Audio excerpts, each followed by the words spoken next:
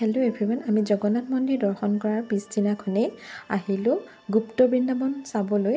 আৰু এয়া গুপ্ত বৃন্দাবনৰ ভিতৰত গুপ্ত বৃন্দাবনৰ ভিতৰলৈ সোমোৱাৰ আগতে আমি 10 টকাকৈ টিকেট কৰিবলগীয়া হৈছিল, কাৰণ এজনৰ 10 টকাকৈ হয় টিকেট। তাৰপিছত এয়া জগন্নাথ প্ৰভুৰ মূৰ্তি সেৱা জনালোঁ, তাৰপিছত ভিতৰলৈ বৃন্দাবনত সোমাই গ'লোঁ এনেকৈ। আৰু ইয়াতে ধুনীয়াকৈ মূৰ্তিবোৰ সজাই থোৱা আছে, শ্ৰীকৃষ্ণৰ জন্মৰ দৃশ্য আৰু দৈৱকী বসুদেৱ তেওঁ কেনেকৈ লৈ গৈছিলে কংসৰ কাৰাগাৰৰ পৰা উলিয়াই, সেই সকলোবোৰ দৃশ্য এনেকৈ মূৰ্তিৰ সহায়ত বনাই থোৱা আছে। আৰু লগতে কৃষ্ণ আৰু সুদামাৰ মূৰ্তি, এই সকলোবোৰ দৃশ্য আমি ধুনীয়াকৈ উপভোগ কৰিলোঁ। আৰু লগতে ভিতৰতে এটা মন্দিৰ আছিলে শ্ৰীকৃষ্ণৰ। আমি সকলোৱে ধুনীয়াকৈ বৃন্দাবনখন উপভোগ কৰিলোঁ। আৰু বৃন্দাবন যেন একদম বৃন্দাবনেই, আৰু কিমান ধুনীয়াকৈ সজাই থৈছে তেওঁলোকে। আৰু এইফালে আহিলোঁ এটা সৰোবৰ চাবলৈ, পুৰীতে থকা। আৰু এই সৰোবৰটো হেনো শ্ৰীকৃষ্ণৰ পেহীয়েক নে মাহীয়েক বুলি ক'লে তেওঁৰ ঘৰ। আজিৰ ভিডিঅ'টো ইমানেই, বাই।